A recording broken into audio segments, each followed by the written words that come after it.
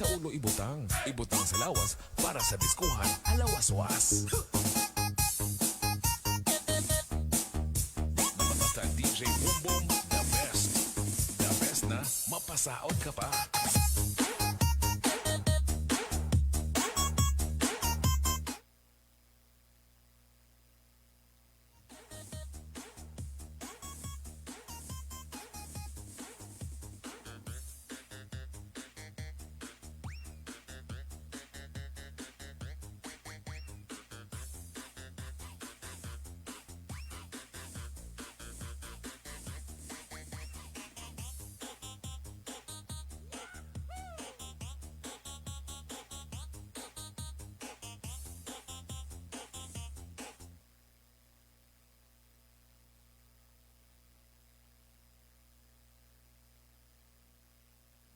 Okay, okay, mga tugang, kumusta kayong lahat? Lalong-lalo na po sa labas ng ating bansa. So, ino po si Matanglawin Bicol sa programang Kumustahan sa ating mga kabarangay.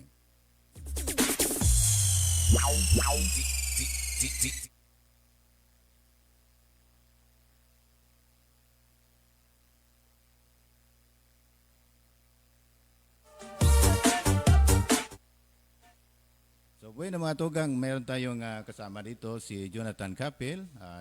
Jonathan, ito po ang ating kasama ngayon dito sa studio.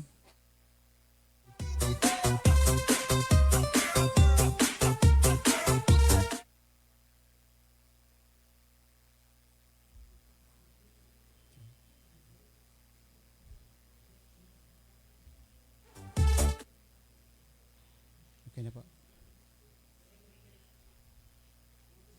So, bueno mga tugang ay ito po ulit si Matanglawin Bicol sa programang Kumustahan sa ating mga kabarangay. So bro, kumustahin mo na bro ang ating mga kaibigan dyan sa labas ng ating studio. Sa muli po, inyong makakasama ang inyong lingkod, Jonathan Capil sa Kumustahan sa Barangay. Magandang hapon po sa inyong lahat, sa ating mga kababayan, sa inyo pong lugar. Lalong-lalo po dito sa lungsod ng Tabaco. Mula po sa Upland, Framboang, Tabigayan, Bantayan, Kinasiluan, San Antonio, San Vicente Matagbak, Panal, Bangkilingan, Bombon. At sa mga inaabot po ng ating signal sa iba't pong mga lugar sa ating probinsya, sa mga karating probinsya po ng Bicol Region.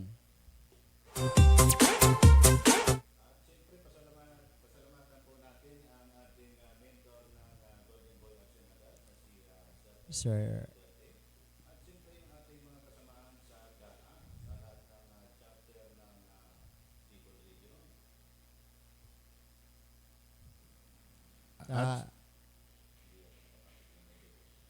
Okay, at siyempre binabati din natin at nagpapasalamat po tayo sa ating mentor ng Golden Boy Action Agad, lalong-lalo na po sa ating mga kasamahan sa GAA, sa lahat ng chapter ng Bicol Region.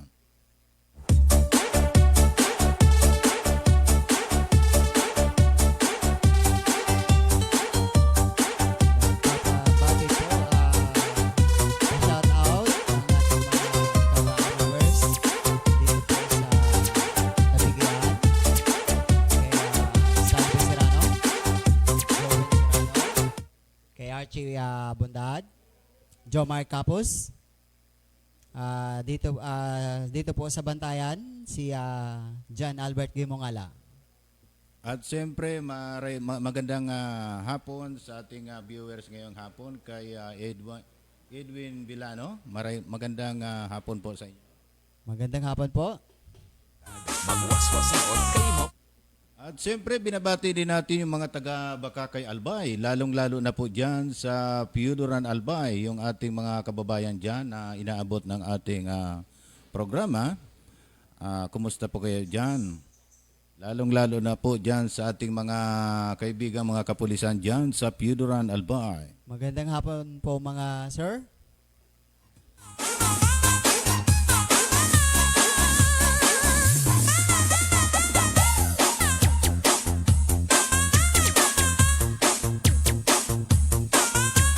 Magandang hapon din po sa ating mga televiewers dyan po sa palengke ng City of Tabaco.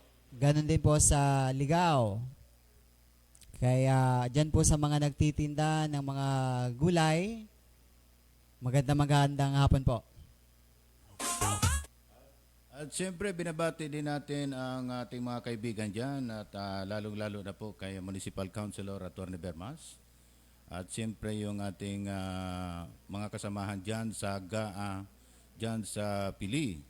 Lalong-lalo na po sa ating President ng GAA kay Ditz Cardino. So bueno mga tugang, ay bukas na po ang ating linya para sa ating kumustahan sa ating mga kabarangay. Ay maaari na po kayong mag-comment dyan sa ating Facebook Live ni Matanglawin. At kung mayroon po kayong nais na iparating sa aming programa, sa programang Golden Boy Action Agad, ay maaari po kayong mag-comment dyan sa ating programang kumustahan sa ating mga kabarangay. Shoutout po kay Ma'am Maria Bonita ng GAA Tabaco Chapter. At siyempre maray na hapon din kay Regina Rupino. Maray na hapon po sa inyo, sa Indo. Pwede po kayong mag-join sa amin pong program ngayong hapon by watching live po sa aming program sa kumustahan sa barangay. Pwede po kayong magbati or pwede po kayong magpaabot ng inyo pong mga komento o suggestion po by typing lang po ng inyong comments sa baba ng aming program. At siyempre bro, siyempre kung mayroon kayong mga opinion sa inyong larangan ng pag-ibig bro, maaari po kayong mag-comment dyan kung mayroon kayong mga katanungan sa larangan ng mga pag-ibig. At maaari kayong mag-request ng mga special request na mga magagandang tugtugin sa hapong ito.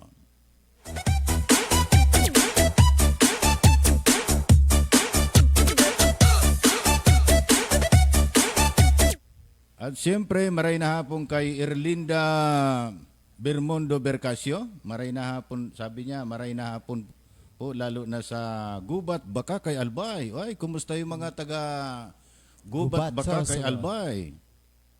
At siyempre, kay pabati pa rin galing kay Regina Rupino. Pabati kami kang tugan po sa nasi Felicidad Barnido sa taga Damakan. Sa mga taga Bareo. Mga taga Bareo. maraming salamat po sa mga Thank you po sa inyong panonood. salamat sa inyong panonood dito po sa RBN News Television. At siyempre nandiyan din si Sir Nino Erwin Bukalig. Marinapon sa iyo, Sir Erwin. Maraming salamat sa iyong panonood. DJ Bongbong Idol.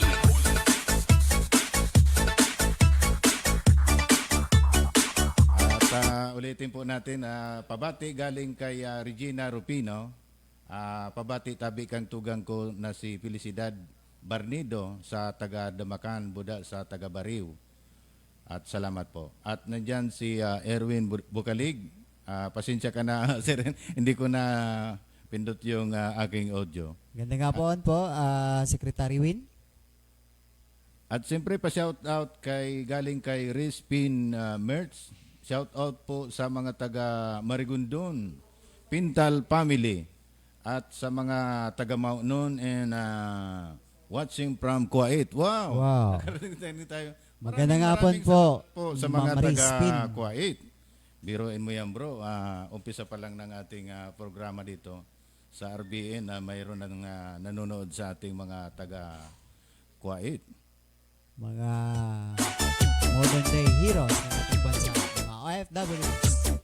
At siyempre, nais ko rin batiin ang aking misis dyan sa Bakakay Albay na si Jocelyn Billy Canabares, si ring man sa kuyang mga aki dyan, si Blazy Ann, Ayla Jamay, Magandang, kay Sunny and Rix T. Maray na hapon po sa inyo. magandang hapon po sa inyo.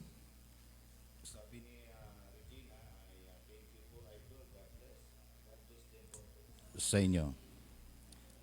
So, bueno mga tugang, ay bukas na po ang ating linya at maaari po kayong tumawag sa ating cellphone number sa 0929-818-8898. Magandang hapon din po sa mga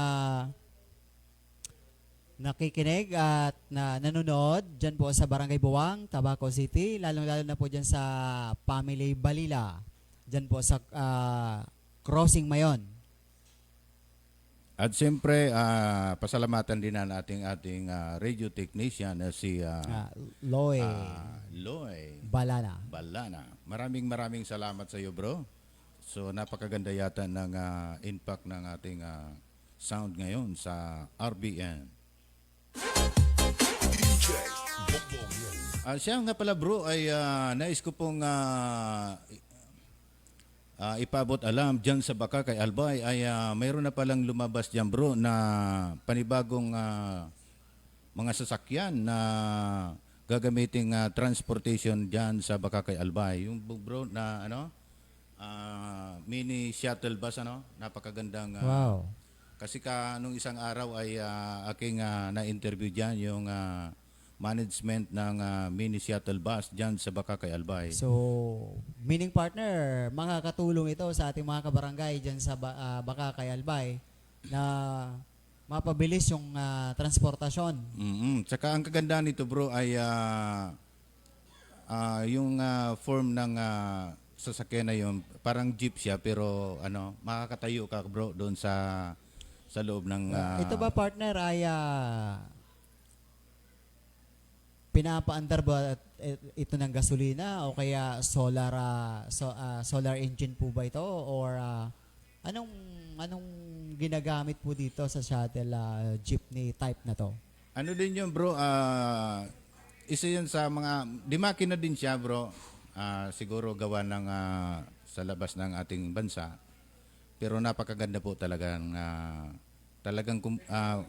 komportable yung ating mga pasahero na mga sasakay diyan. Pero ayon sa ating kaalaman yung isang araw at nakunan pa natin ng video at na-interview natin yung management diyan ay siguro mag-start ang operasyon yan sa January po yata. Ang may-ari po ba nito ay isang Pilipino din?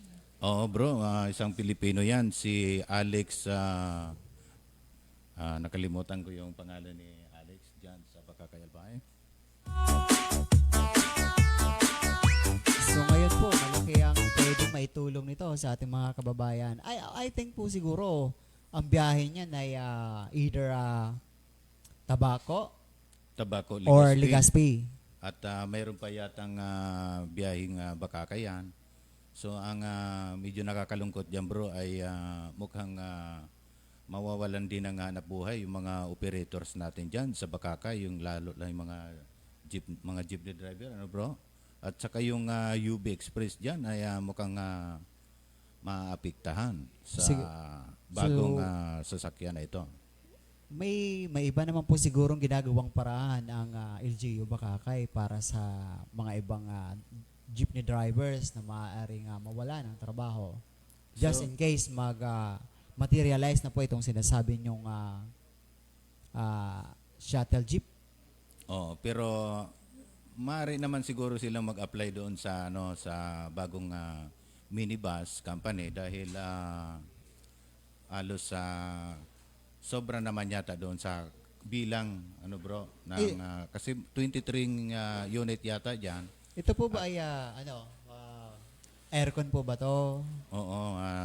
Very very convenient po pala ito sa ating mga kabarangay diyan sa Bakakay na maaaring maging pasahero ng itong sasakyan na to. Oo, bro, talagang komportable talaga yung mga sasakay diyan dahil maliban sa air condition ay mayroon pang nakalagayan na parang CCTV camera. So, At very, kung ikaw pala ay sasakay diyan bro ay mayroon kang bibiling ticket. hindi ticket, yung card na bibilin mo tapos parang sa LRT bro. So, instead po na, ganun pa rin po yun. Instead na parang card na po yung bibilhin. Oo, kaya lang nakalungkot diyan dahil kung wala kang card ay hindi ka rin makakasakay doon sa UB Express. Ganun po talaga. Kung nasa ating mga kabarangay na lang yan kung saan sila convenient na sumakay. So, kung talagang gusto nila na naka-aircon sila, at the same time, naka-sitting pretty sila habang sila ay nasa biyahe, so, dun sila siguro maaaring sumakay. But, dun po sa ating mga kabarangay na talagang nasanay po sa jeep, so, I think they have, meron silang pagpipilian. Oo. So, bueno mga tugang ay meron lang tayong babatiin ng aking kaibigan bro. Isa rin ito sa mga masugid na pasahero dyan sa UB Express, si Miss Denise Perez. At Magandang hapon po. Ito yung masugid nating taga-subaybay ng ating programa dito sa RBN News. So, bueno bro, pag-usapan natin ang sistema ng kalakaran, lalong-lalo na bro sa mga kababayan natin sa barangay. Bro, ano bang opinion mo bro dito sa SAP na mga nakaraang marami partner na naging problema na kinaharap ang mga ating kababayan nung distribution po ng SAP. Mayroon dyan ng mga nagsasabi na sila ay hindi nabigyan, pero nagsasabi na sila po ay dapat at karapat-dapat na mabigyan. Meron din pong mga kabarangay natin na nagrereklamo na dapat yung hindi mabigyan, yun ang nabigyan. Oo nga bro, balita ko nga bro, maraming mga kababayan natin talaga na marami pa dyan ang hindi talaga halos nabibigyan dahil yung iba talagang halos parang hindi napapansin ng mga kabarangay natin, ano bro? Tama ka po doon, partner. At yung nakarang araw nga, kahapon yata yun, so pinunta ng grupo ng GAA dyan sa Bakakay Albay, yung si Mr. Arnel na nangihingi sa atin ng tulong sa programang Golden Boy Action agad. Nakakawa talaga partner yung kalagayan ni Sir Arnel dahil isa pala itong nakulong bro, nakulong siya na wala namang siyang nagawang kasalanan dahil sa kakulangan at medyo sabihin na natin no read bro, hindi nakapag Ako, kawawa naman. kawawa talaga. So abangan niyo po pala ang gagawin naming action dyan sa Barangay 10 Bakakay Albay. So gagawan po natin ito ng paraan upang may isaayos natin ang kung sa Bicol nga ni bro ay kamugtakan kan sa iyang estado, no bro? Kasi talagang ito yung mga taong halos hindi napapansin bro ng ating gobyerno at lalong-lalo na po sa mga barangay official, ano? Dapat talaga bilang barangay official bro ay dapat talaga kumbaga sa Bicol bro ang pag-mantener as in pag-reparo, no? Nararapat lang po kasi sila yung binigyan ng tiwala ng mga kabarangay nila o residente nila na mamahala sa loob ng kanilang lugar. Kaya sa mga barangay officials po, isipin po natin na yung tao po ang naglagay dyan sa atin. Hindi po kung sa anumang dahilan lang. Pinili po kayo ng inyong mga residente. Unang-una po, dapat po nating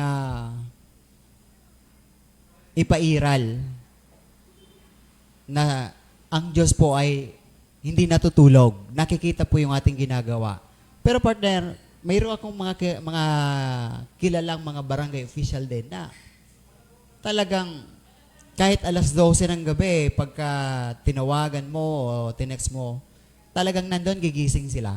Oh, bro, kumbaga sa talagang merong mga Hindi naman po sa nila lahat natin, ang mga Oo, barangay official. yung ay mga ganon. ibang barangay official talaga, isang tawag mo lang talagang nandiyan ang kanilang pagsilbi sa ating mga kabarangay, ano? Opo.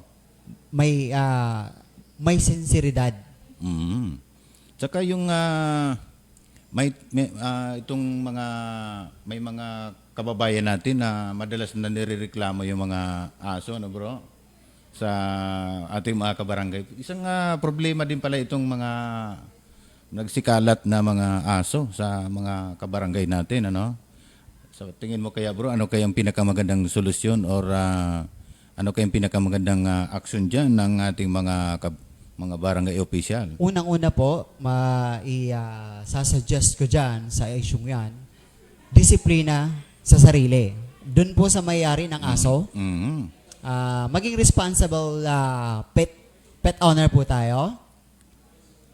Doon po sa, lalong-lalo na po doon sa, kailangan kung pet owner tayo, lalo na po sa mga aso, yung tali, na wag yan nagagala-gala. Kasi, kung ang inyo pong aso ay may bakuna, salamat po kung ang mga aso na yan ay nababakunahan. Pero po kung hindi, Dahil nakakatakot, gala yan, ano, bro? maaari pong ma-infect po yan ng ibang aso na mayroong rabies. At kapag ang isang aso po ay mayroong rabies, nakakagat yan ng tao, dagdag na naman pong problema yan sa inyong barangay. Oo, tsaka nakakatakot bro, lalo pagka hating gabi na, no, mayroon kang bibilin sa tindahan or bibili ka ng gamot. So, mahirapan ka talagang lumabas ng bahay. Isa pa dun partner, yung dapat ano. pagka gabi, dapat ang mga aso ay nakatali na yan, ano bro? Opo. Isa pa po dun nung dumi ng aso. Yung dumi nila, lalo na kung nasa kalsada, siguro kung medyo mamalas-malasin ka, habang naglalakad ka, nagte-text ka, may maapakan ka na lang na medyo malambot na bagay, yun pala, dumi ng aso. Oo, bro. Tsaka mayroon na mga inalagaan nila yung mga aso, nakatali sa loob ng bahay. Kaya lang paglabas ng bahay naman ilalabas sa kalsada, doon nila doon nila pinagdudumi yung mga aso nila, no bro?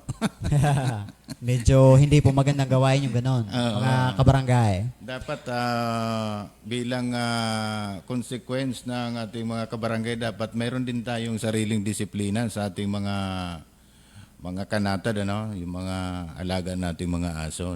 Isa Pero pa dyan- para sa akin bro, pero kung gagawin nating implementation yung pag-aalaga ng aso, dapat lagyan nila ng yung tali bro sa liig ng aso, yung anong tawag noon?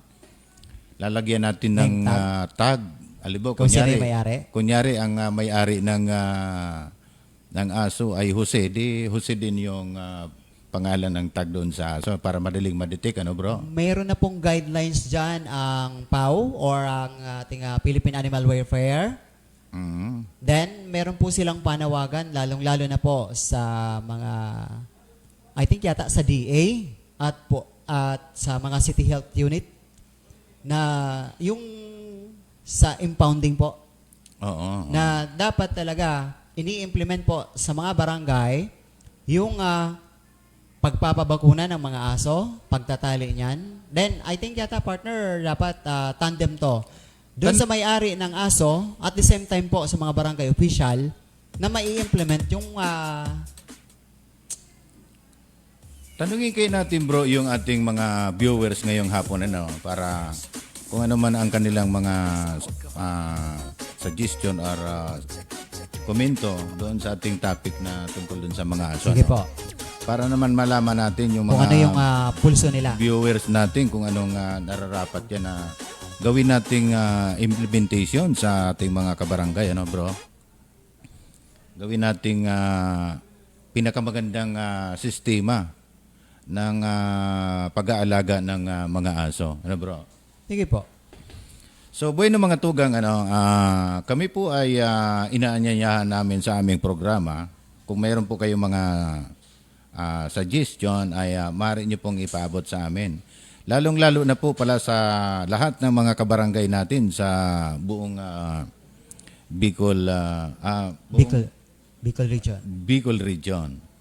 So, maaari po kayong magbigay ng komento sa ating programa. Ano bro?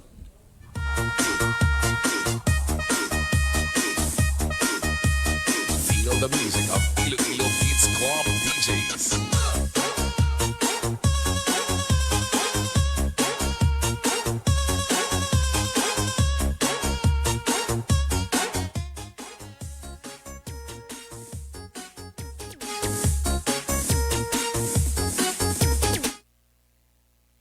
Okay mga tugang, ay batiin natin si Aimee Alintana Asuncion.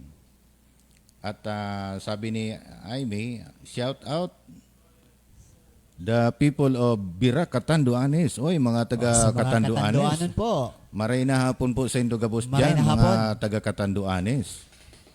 At lalong-lalo naman dyan sa Marigondon, Piuduran, Albay, ay binabati ko po pala ang family Pintal ng Marigondon, Piuduran, Albay. Siyempre ay batiin din natin yung ating mga kababayan natin dyan sa Kapulak at dyan sa Maunon at ang aking kapitid dyan na si Evelyn Diluna Navarez. Ikaw ba bro ay mayroon ka rin mga kukumustahin sa ating mga kababayan sa mga viewers natin at sa mga tagapanood? Magandang hapon po dyan sa mga taga-Barangay Antique ng Ligaw, sa mga taga-Tambo at sa Basag, maging po sa Barangay Baligang, kay Jessa Chavez at saka kay Rene Bubis. At siyempre shout out pala dyan kay Mr. Carlito Bercasio, no? O kung kayo ay naghahanap ng pinakamagandang serbisyo ng funeral ay matatagpuan lamang yan dyan sa Bakakay, Albay. Napakaganda ng serbisyo nito ni si Carlito Bercasio. Mukhang gumagandang... Naririnig ko yan, partner, yung pagkakawang gawa nito ni Mr. Di ba ito yung tumakbong board member ng... Baragais. Tsaka may mga projector pa ang Yamang service. partner, ang ating pinag-uusapan ay kumustahan sa barangay. Merong isang barangay kagawad dito sa lungsod ng Tabaco na independent ito si kagawad. Mag-isa lang siya na nagagawa ng mga na-approve na project sa kanyang lugar. Ay nung kamakailan meron siyang Saan to? Sa Bakakay, bro? sa Tabaco po, sa partner. Tabaco, oo. Meron po siyang napa-approve na project na pagpapasimento ng isang kalsada sa lugar nila. Mhm. Tuwang-tuwa ang kanyang mga kabarangay. At ang napag-alaman ko na yung mga residente na kanyang nasasakupan, yun na po yung nagtulong-tulong para yung kalsada doon sa lugar nila ay maipaayos. Wow, napakagandang... So I think Ang yata ito si sistema nila Kagawad doon, talagang meron tong good leadership sa kanyang nasasakupang purok. Oo, dapat ganyan ang mga opisyalis natin ng ating gobyerno, no? Dapat aktibo sa mga ganyan. At Kaya lamang, doon sa Bakakay, Albay ay mukha yatang hindi pa natatapos ang mga kalsada dyan, bro, ano? marami So, pa pong mga nung kamakailan po na kami ay pumunta sa isang mayroon kaming pinuntahan diyan sa Bakakay. Mhm. Dati nakita ko yan, mga inuumpisan pa lang. Pero before the pandemic na aming napuntahan, maayos na po sila. And sabi, doon sa lugar na aming napuntahan, continuous daw po yung project na yon. Oo, kung pinagtataka ko lang bro, mukhang mabagal ang estima ng pagpapagawa ng kalsada bro. Kaso lang Siguro, partner, nagkakaroon ng parang paulit-ulit bro na pagsisimento, lalong-lalo dyan sa papunta ng Bunga, bro? Siguro, ikaw ay nakakagawi dyan sa Bunga. siguro partner, gawa ng pandemic na nangyari. Kaya ganun yung sitwasyon sa mga pagpapatrabaho ng DPWH.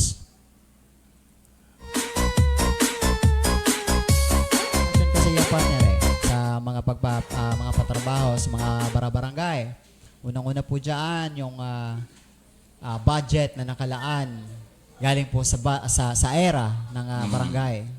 Kung na-approve na ba to? Siyempre po, maraming mga konsiderasyon na pinagdadaanan yan or requirements bago po ang isang bagay ay maging project ng barangay. Bago ma-approve, ano bro? Apo. Okay, mga tugang, bago natin pagpapatuloy ulit ang ating programa, ay batiin muna natin yung mga tagapanood, ano? So, parami sila. Kay Angie Sadya, no bro? Yes po. At kay Johnny O. Ay, kumusta ka Johnny O? From Batangas. Oh, ito si Magandang hapon Johnny na. O. Isa rin po itong masugid na taga-subaybay ng ating programa. Ano po ba ito si Johnny? Babae ba ito o lalaki? Ito si Johnny O, lalaki ito bro. Magandang hapon sir, Johnny. Magaling din ito si Johnny O sa mga editing ng nagpapasalamat nga ako diyan dahil siya ang gumawa bro ng aking mga sound effect, yung aking mga intro. Maraming salamat sa iyo Johnny O. May mga kung iyong mapapansin na partner sa mga usaping barangay, since kumustahan tayo sa barangay, mayroong mga issue na lumalabas lalong-lalo na ngayon, yung tinatawag na may nakasuhan dahil sa pagiging chismosa. Oh bro, maraming mag-iingat tayo sa pagiging chismosa dahil talagang mayroon ng batas yata ngayon yan, ano bro? Yung Meron na po. ano bang batas na yun? Yung May batas na pong nakapaloob dyan, partner. Pero depende po sa grounds kung yan ba ay talagang dapat na kasuhan. Oo, kahit o sa hindi. barangay bro, maaaring pwede naman sigurong gawing batas yan sa mga kabarangay natin, yung chismis law, no? Wala pa yatang ano niyan, ano? Wala pang nagpatupad ng batas na yan sa mga kabarangay natin, chismis law. May batas na nakapaloob dyan na partner. Depende nga po sa ground kung anong klaseng chismis siya. Kasi meron dyan na tinatawag na oral defamation. Meron tinatawag may libelous. Oo. Kaya depende po sa grounds kung bakit dapat kasuhan siya. So ngayon po, noon, yung mga chiro-chismis na yan sa barangay, halos hindi po pinapatulan yan. Kasi kunyari, magkamag-anak, nagsiraan. Noon po, hindi yan pinapansin. Pero ngayon po, meron na. Dahil po, mayroong mga pangalan, kunyari, sa anak ng kapitbahay, na hindi dapat madamay doon, iniingatan. Kaya kung sino man yung nagsasalita, o yung nagagawa ng mga kwentong, kwentong barbero, ngayon po, talagang nilalagyan na siya ng, yung boundary, dapat hindi ka nalalagpas doon. Kasi pag lumagpas ka doon, Dapat may bibigyan limitasyon. ka na ng, May limitasyon, ano bro? dapat po. Tsaka isa pa bro, ano, yung chismis na yan, parang ano yan parang baril yan bro, no? Kapag tinuhaan ka ng chismis, talagang para ka na rin pinatay, ano bro? Kadalasan po kasi, pag sinabing chismis, hindi yan totoo. May mga matatalino na nagsabi na ang chismis daw ay pinapakinggan ng mga bobo. Oo, talaga. Which is po, parang pangit naman pakinggan yung salitang bobo, di ba? Tsaka napakahirap talaga yung lalo na pagka chinichismis kang wala namang katuturan, ano bro? Opo. At nakakasakit po yan. Nakakasakit po yan ng damdamin. At kung ating pong mapapansin sa ating mga bara-barangay, marami na pong nasirang pangalan, maging pamilya, at meron din pong mga nasawi dahil po sa mga dahil lang sa mga chismis, ano bro? Oo. Yan ang mahirap dyan, yung mga chismis na yan, lalong-lalo na dun sa mga kababayan nating mahihirap, ano? Kasi yung mga kababayan natin mga mahirap, kung sino pa yung mahirap, yun ang madalas na nadidiinan ng mga chismis na yun, ano bro? Kaya siguro partner, merong sa barangay, merong nabuo ng mga lupon. Oo. Tsaka maraming nagdidemandahan diyan dahil sa mga chismis na yun, bro. Maraming nagdidemandahan diyan. Dahil lang sa chismis. Pag talaga partner, siguro na hindi na kayang maayos ng barangay, ipapasa din po sa lupon. Pag ang lupon din po ay hindi na rin siguro kinaya, ipapasa po yan sa ahensya ng ating gobyerno na dapat na umayos niyan. Okay, bro. Mayroon nang nag-comment sa ating programa. Maraming salamat sa iyo, Johnny O, sa iyong comment. Itong sabi ni Johnny O, dapat naman talaga mayroong batas na ganyan to avoid malicious issue na nagpapakalat ng mga maling information. Wow. Yes po, Ganda rin meron na ng, po tayong salamat sa iyo, Johnny O. Okay rin ito si Johnny O, ano? talagang nag-aabang po siya na To avoid malicious pati, ano? Issue, sabi ni Johnny O. and ano po, meron na po tayong ngayong batas na nakapaloob po sa fake news, pagpapakalat ng fake news. Oo. Lalong-lalo na pala dyan sa pag-upload ng mga fake news sa Facebook. Meron na yatang batas ngayon yan, bro. Ano? Yes po. Meron po maaari tayong ka na ngayong kasuhan. meron po tayong cybercrime law. Oo. Nakakatakot na yan, ano, bro? And yung pagmumura nga partner sa social media ay meron yatang kaso yan. Oo, maaari ka ng kasuhan doon. Kaya ang mga gadgets natin mga ginagamit sa mga cellphone ay dapat gamitin natin yan sa tamang paggamit ng ating mga cellphone. Ano bro? Kaya sa partner, social media. pinapayuhan ang payo po ng isang psychologist, pag ikaw daw ay galit, masamang loob mo, lumayo ka muna sa cellphone mo. Oo. Tsaka, bro, mayroon pa lang tayong mapag-usapan dito tungkol doon sa mga in-implement ng ating gobyerno, yung sa eskwelahan, ano bro, yung Online class? online class. Minsan maraming nagrereklamo ngayon mga magulang, yung mga parents natin, ano? Kasi imbis na mag-online sila para doon sa eskwelahan, ML ang ginagamit nila, bro. Mukhang napasama yata ngayon ang mga estudyante natin ngayon, ano? Nakadepende po yan sa magulang.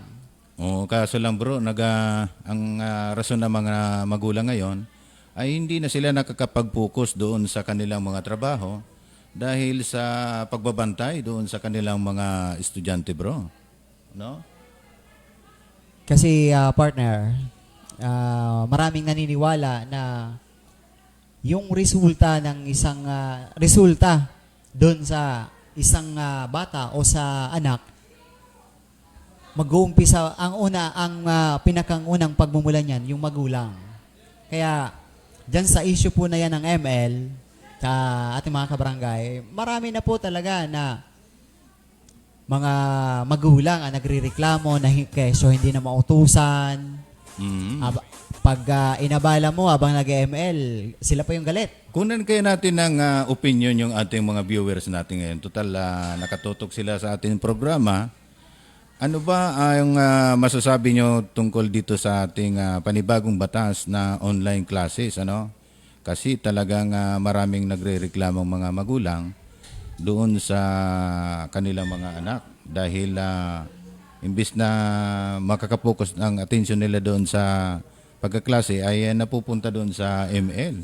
Ito ba mga kaibigan ay makakabuti sa ating mga estudyante or ito ba ay makakasama?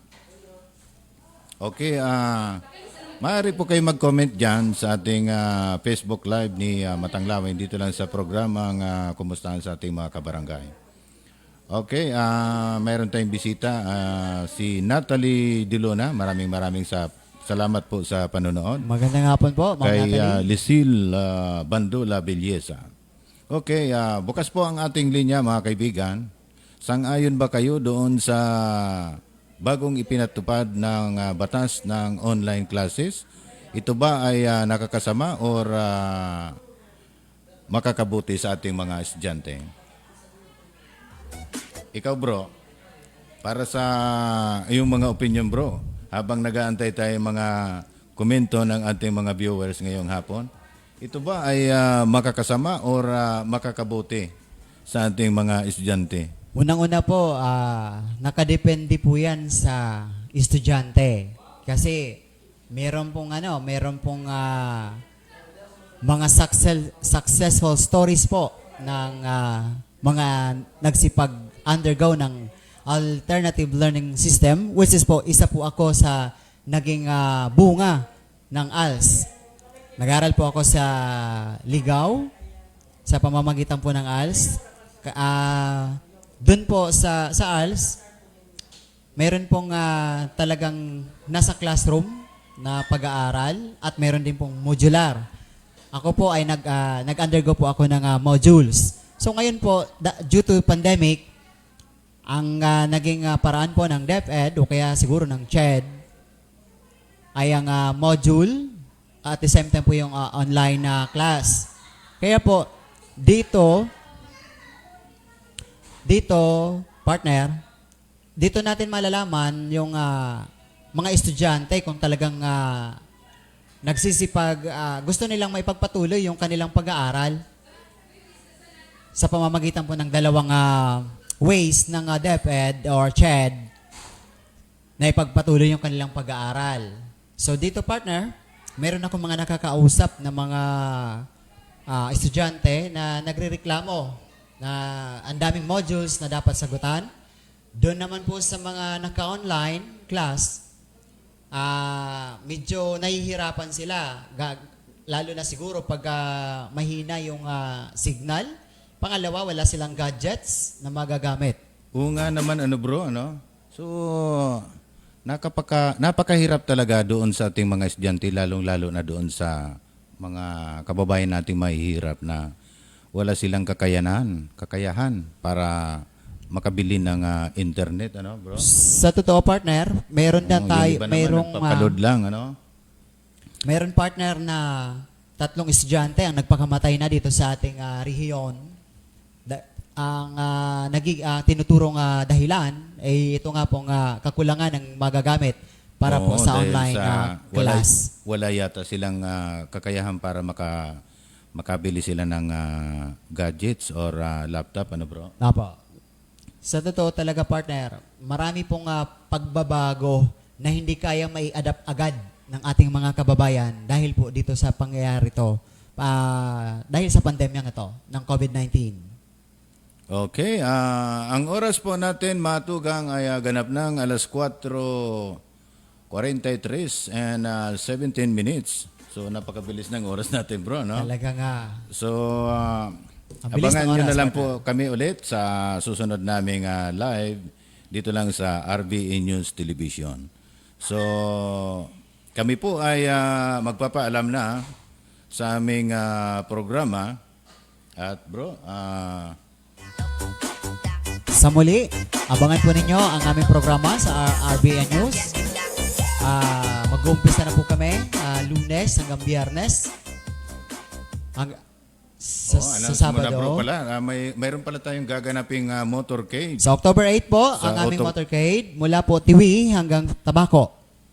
Anong oras naman yan bro magaganap ang ating motorcade dito sa RBN? Uumpisan po ito sa ganap na 7:00 ng umaga at magtatapos po ito sa Tabaco sa alas 10. Alas 10 ng umaga. Yes, partner. So, abangan niyo po ang aming pagbubukas ng RVN News Television. At mapapakinggan sa 93.1 Sky Radio, bro? Nakakonig tayo sa 93.1, bro? Okay. So, bueno mga tugang ay medyo kapos na po tayo sa ating oras. Kami po ay magpapaalam na. Ako po si Matanglawin Bicol ng Bakakay Albay at ang aking kasama Jonathan Kapil. Jonathan Kapil ng Barangay Buang, Tabaco City. So, God bless po sa inyong lahat, mga tugang. At kami po ay magpapaalam na sa programang Kumustahan sa ating mga kabarangay. Muli, Okay, bro? magandang hapon.